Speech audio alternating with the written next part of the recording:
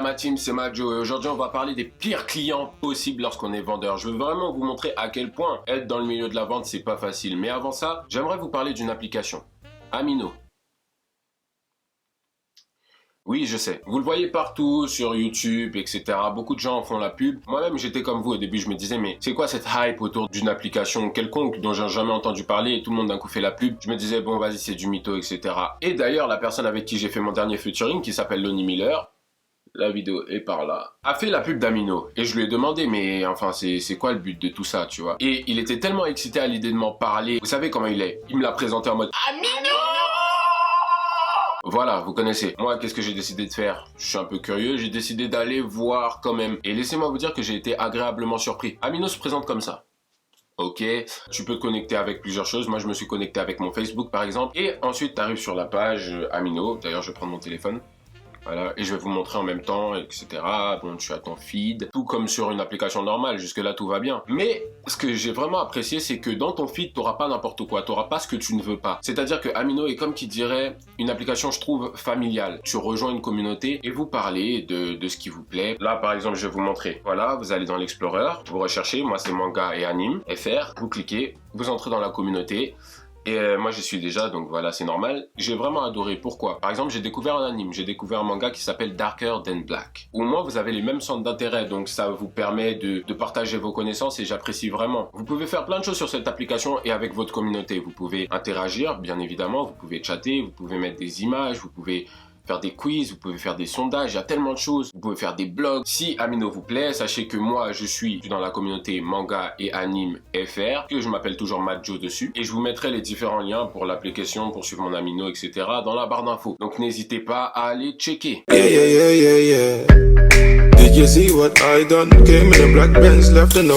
Bon.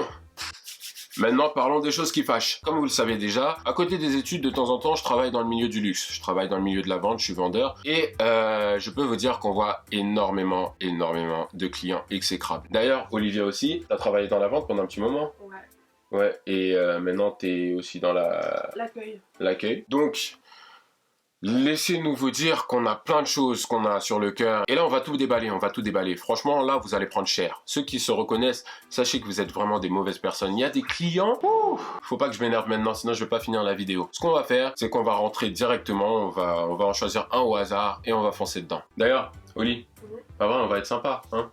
Pas du tout, on va pas être sympa parce que c'est exactement ce que vous voulez. Tout d'abord, on a les clients qui connaissent exactement tout mieux que toi. Oui, bien sûr, tu peux avoir fait 2 ans dans l'entreprise, ça c'est pas leur problème. Ils connaissent mieux les références que toi, soi-disant, ils connaissent mieux les couleurs. Par exemple, la dernière fois, ma responsable n'était pas là, mais il y avait ma collègue. J'ai eu une cliente et elle m'a demandé un sac qui à la base est de couleur bleue. Or qu'elle voulait parler du sac couleur gris, mais vu qu'elle voulait faire la connaisseuse, elle a dit le mauvais blaze. Donc je suis parti chercher le sac. Je reviens, il y a ma responsable. Je montre le sac à ma cliente. Et elle commence à me dire: non mais là vous n'êtes pas réveillé, vous n'êtes pas avec moi, je vous ai pas du tout demandé ça. C'est-à-dire que là, il faut remettre en question vos talents de vendeur parce que niveau écoute, c'est pas trop ça. Ouais, je sais. Moi je lui dis: ah oui, désolé, vous m'aviez demandé autre chose, c'est ça? Et elle dit exactement un nom à l'opposé. Non, tu t'es juste trompé. Pourquoi tu fais genre tu connais si tu connais pas? Je suis vendeur, laisse-moi t'aider. Arrête de faire comme si tu connaissais tout. Et puis elle arrêtait pas de surenchérir en disant: mais vous savez, moi je sais exactement de quoi je parle. Ça fait 1000 ans que je suis ici, ça fait 1000 ans que je viens chercher ici. Elle commençait à gueuler, elle disait à ma responsable que j'étais pas qualifié, etc. Alors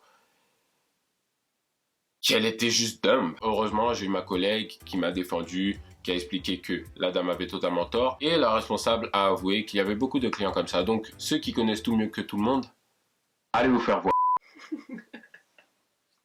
Ça passait? Oui. Ensuite, on a les clients indécis.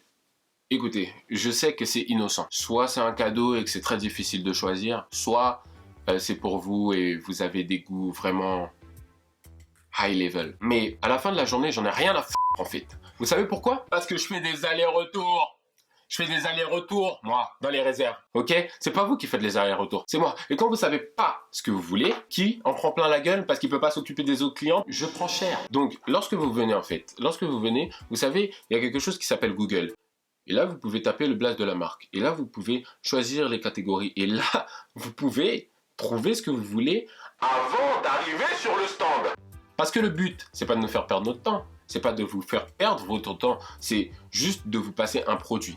Ok? Bonjour, j'aimerais essayer le Sacrigordo, s'il vous plaît. Bien sûr, pas de souci. Non, finalement, j'aimerais le marteau, s'il vous plaît. D'accord, je vais vous chercher ça tout de suite. Vous avez encore en M le macro? Je vais regarder dans le registre. Faites un peu vite, s'il vous plaît, je suis un peu pressée. Non mais elle se fout de ma gueule là. Parce qu'à la fin, elle a même pas acheté de sac. Là où moi j'ai travaillé, nous on se cassait pas la tête, hein. Donc c'était une grande enseigne, une grande marque bien connue, bien populaire. Et nous, voilà, en général, la réponse qu'on vous donne, c'est non, tout est là, tout est dans le magasin, tout est là. Donc nous, on se casse pas la tête à chercher, à les monter. Voire en plus, là où je travaillais, le stock il était super haut. Ouais. Et il fallait monter genre 3 étages et tout. Donc des fois, j'avais un peu de peine et j'allais regarder, mais la plupart du temps, je disais non, mais là, tout est en magasin, désolé. Moi, Ou peine. faut chercher sur internet. Moi, peine ou pas peine, c'est foutu. C'est foutu parce que le client est vraiment roi, tu sais, dans le milieu du luxe. Ensuite, nous avons les personnes impolies. Ouais. Rien qu'hier, voilà ce qui s'est passé. Bonjour, madame. Oui, elle m'a carrément snobé. Vous savez, étranger ou pas, vous pouvez quand même apprendre à dire bonjour, peu importe le pays dans lequel vous êtes en fait. Peu importe la langue, vous apprenez au moins à dire bonjour, comment allez-vous, par où est la route de je sais pas quoi, je sais pas, faites un effort en fait. Lorsque vous venez dans un pays étranger, apprenez au moins à dire bonjour. Et il y en a, je sais que vous savez dire bonjour, je sais que vous savez même dire plus. Certains même sont des Français, c'est pas tout. Vous savez c'est quoi le pire? C'est que certaines personnes qui ne me disaient pas bonjour lorsqu'ils sont arrivés sur le stand, ont eu le toupet de faire ça ensuite. Oh, oui.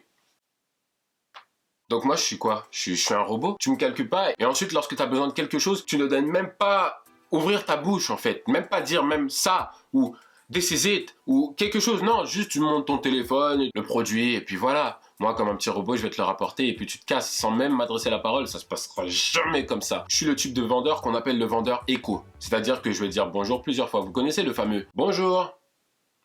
Bonjour. Oui.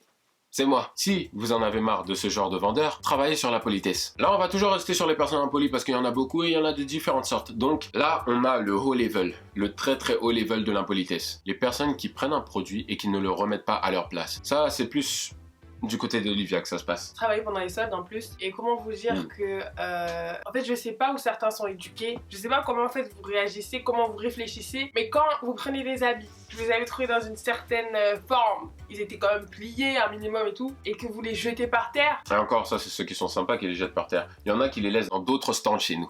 Alors moi je savais pas avant de travailler dans la vente que ça pouvait exister, mais il y a des gens qui viennent en fait dans le magasin et tout, ils ont une envie pressante. Voilà, ils ont envie de faire pipi, Sans déconner. voilà, tu vois, ça arrive, enfin, c'est normal. Donc ils demandent forcément, donc si on a des toilettes, en général la réponse est non.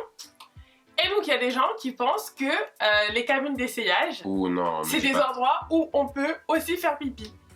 Donc quand j'ai travaillé et enfin moi j'étais à l'étage du dessous mais j'étais pas aux cabines. Dieu merci. Mais donc il y a une dame qui est venue et qui a fait pipi dans la cabine. Voilà. Donc là je pense qu'au niveau du manque de respect et de l'impolitesse, on est dans le voilà.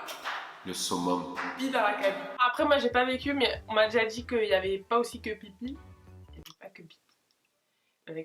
Sans compter aussi parce que dans le magasin où je travaille, on laisse les gens, enfin les femmes surtout, essayer les sous-vêtements et les maillots de bain.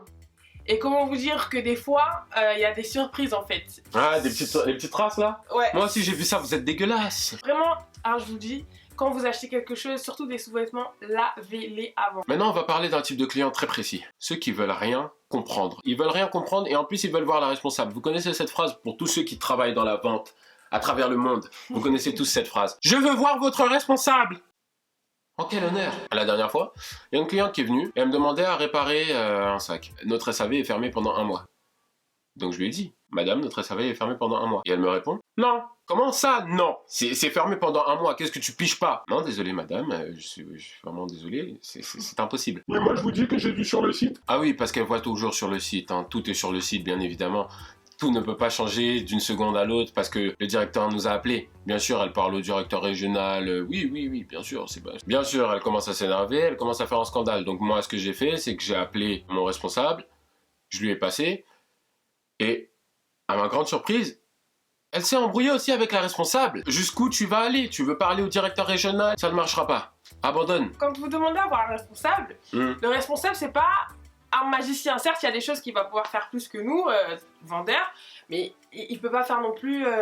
parce qu'en fait, quand vous demandez à avoir un responsable, c'est comme si vous vous attendiez à ce que... Un tour de magie. Voilà, c'est ça en fait. Parce que moi, je m'en souviens quand je travaillais toujours au même endroit. Un jour, c'était la fermeture et tout, voilà. Fermeture, il y a toujours un client qui arrive, qui veut faire des trucs de ouf et tout, alors qu'on est censé fermer dans 1 minute et tout, bon bref. Déjà, elle met 1 heure à choisir ses vêtements, tout ça, et puis elle choisit une robe. Et elle nous explique... Oui, voilà, j'ai une soirée, donc là, j'aurai pas le temps de repasser chez moi, donc il faut que vous puissiez me repasser ma robe ici, s'il vous plaît.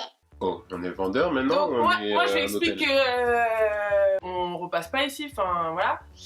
Donc elle me dit oui, appelez-moi un responsable. Et je fais bon d'accord, ok, bah vas-y, on appelle un responsable. Donc j'appelle et tout dans l'oreillette et tout, je dis à mon responsable, ouais bah est-ce qu'il y a un responsable qui pourrait descendre et tout, parce que bah il y a quelqu'un qui aimerait qu'on repasse ses avis. Donc déjà dans l'oreillette tout le monde se foutait de ma gueule et tout, parce que voilà, il disait mais comment ça, quelqu'un veut repasser son vêtement et tout. Et genre mon responsable il descend tout ça, il dit ouais bonjour madame, qu'est-ce qu'il y a. Donc la meuf elle commence à dire oui c'est inadmissible dans une enseigne comme la vôtre, vous repassez pas les vêtements, nanana, moi j'ai une soirée, comment je vais faire? Et puis elle a pris la robe et elle a balancé comme ça dans la gueule de mon responsable. Donc à un moment donné, je sais pas mais... Comme c'est rien, hein. Et là maintenant tu t'attends à ce que les gens fassent toujours des choses pour toi, parce que là tu vas me balancer un bail à la gueule, un bail pour lequel je ne suis pas payé, ok, et je n'ai pas à le faire. Donc là maintenant tu... Non mais en fait les gens ils confondent le fait qu'on soit là pour rendre un service, ouais, mais on n'est pas là, on n'est pas vos chiens en fait. Bon, les dernières personnes dont je vais parler, j'ai fait exprès d'en parler à la dernière seconde, parce qu'ils arrivent tout le temps à la dernière seconde. Écoutez, lorsque vous voyez sur un site qu'on ferme à 20h, ne vous pointez surtout pas à 19h55. À 19h55, ça dépend des vendeurs, mais il y a des très mauvais vendeurs qui vont déjà se barrer à 19h40. Vous ne les trouverez pas. Faut pas faire les choquer. Tu avais toute la journée. Moi, tous les jours, je finis à 20h. Honnêtement, je suis en intérim en ce moment, je finis à 20h. Je ne dirai pas où je taffe, parce que sinon vous allez foutre le bordel.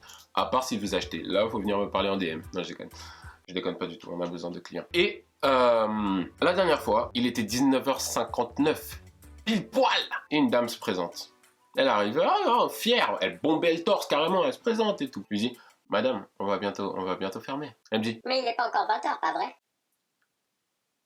Donc moi je lui dis, oui mais de toute façon je vais fermer dans 1 minute. Oui, mais non, moi je veux ce sac. Au début je me dis bon, ça va être réglé vite, au pire je finirai à 20h05. Et elle change encore d'avis. J'avais pas n'importe quel client, j'avais le client impoli, le mélange de tout. Le mélange de tout ce dont j'ai parlé dans cette vidéo. Donc vous imaginez très bien. Elle bouge un sac, elle prend un autre sac, elle teste, elle fait des tourniquets. Je l'ai encaissé à 20h25. Et elle m'a même pas dit merci à la fin, elle s'est juste barrée. La prochaine fois que je vois cette personne, je vais fermer devant elle, même s'il est 19h50, je le promets. C'est faux, je ferai pas ça. Parce que je sais que ma responsable regarde mes vidéos.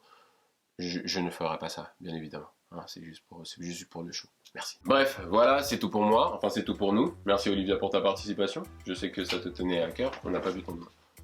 Voilà. Si la vidéo t'a plu, like. Si la vidéo ne t'a pas plu, like. N'hésite pas à t'abonner à ma chaîne. N'hésite pas à partager. N'hésite pas à appuyer sur la petite cloche si t'es déjà abonné pour avoir toutes les notifs lorsque je mettrai une vidéo. Et ouais, c'est tout pour moi. Peace.